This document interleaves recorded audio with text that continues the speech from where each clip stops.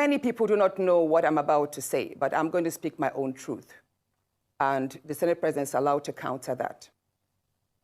It all started on the 8th of December, 2023, which was a day before his birthday and my birthday. We are birthday mates.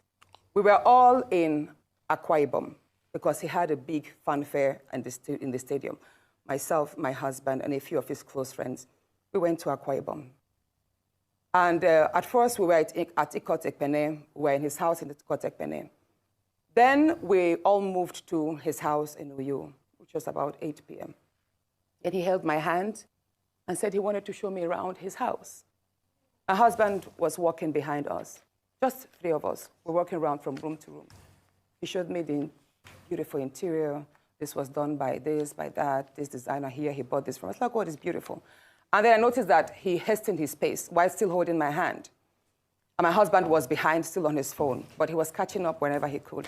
And then he got to this particular sitting room, and he said, do you like my house? I said, of course, sir. Every room, beautiful, nice interior, quality taste. He said, now that you're a senator, I'm going to create a time for us to come spend quality moments here. You will enjoy it. At that point, I just pulled away, and I was like, I don't really understand what exactly that meant. But then my husband now, when I turned around, I saw my husband was already near me, and the way my husband looked at me and looked at him, I was beginning to wonder, did he hear part of that inciting statements or not? And then the Senate President, too, I saw that he also had that thought, like, did my husband hear the invitation to treat or not? So then the Senate President now said, oh, by the way, let me show you my chapel. He has a chapel in his house as well. So while we were going to the chapel, you know, we walked in silence and all. So that evening, before we left the Senate President's house at about 11 midnight to the 4 points in Ikot Ekpene. And my husband asked me, Natasha, what did the Senate President whisper to you? What's he telling you? I thought, should I tell him that he was speaking about bringing me in here at a special time for us to have a good time? Or should I just kill it there, wrap it as if there was nothing? Because tomorrow was a big day. I know how much my husband adores the Senate President. He loves him as a brother. My husband would do anything to support him. So I told my husband, nothing. I can't remember what I created, but I just gave him some words to manage, to mask what was said.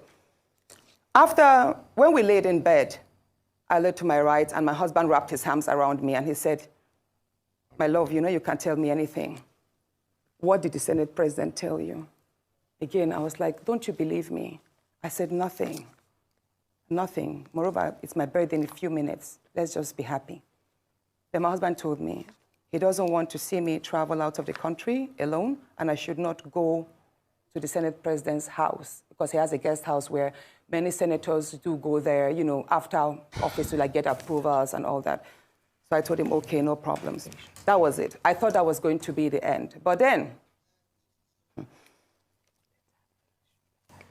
in February, I wanted to move a motion. I wanted to move a motion for the investigation on the ills of the corrupt practice in Ajakuta Steel Company. I listed that motion 5 times. It was the 6th time that it was listed on the order paper that was approved. Many senators can testify to that. Each time the motion is listed, just before he takes it, he will say, oh, Senator Natasha, we can't take this motion because the board of the Senate does not accommodate it. Or he will speak on others and then let it drag so that just before my motion is taken, the time will be well spent and won't. So he kept on doing that. I went to him in his office. And I said, Senate President, you know how important this Ajakuta Steel Company to me is. You know how important it is to my people and to Nigerians. I've noticed that you have stepped down this motion. As a matter of fact, a number of senators told me, go and see him and plead with him so that he would take it. I was like, sir, please, why can't you take this motion? It's very important. It's been listed. Then it was listed the 3rd time and stepped down. He then said, Natasha, I'm the chief presiding officer of the Senate. You can enjoy a whole lot if you take care of me and make me happy. At that point, I said, sir, I'll pretend that I didn't hear this. He said, well, the ball is in your court. I left his office.